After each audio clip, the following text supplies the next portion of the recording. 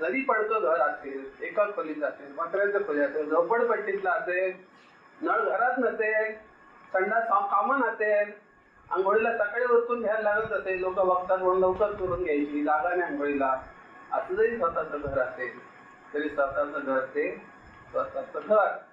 Attach toilet असलं तर दुसऱ्याच्या टॉयलेटमध्ये किती दिवस जाणार?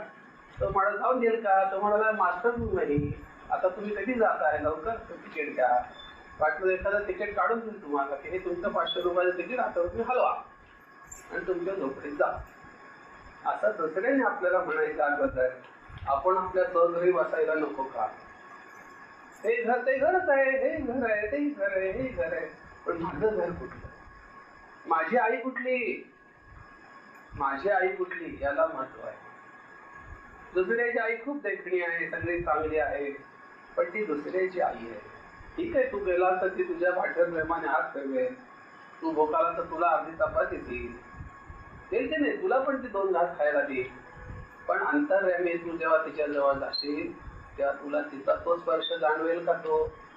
तो जाणवेल.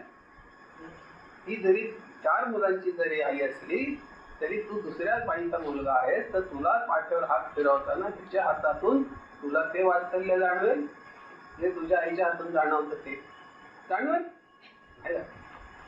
म्हणजे शेवटी आपली आई ती आपली आई. याचा अर्थ दुसऱ्याच्या आईची निंदा करा असं नव्हे.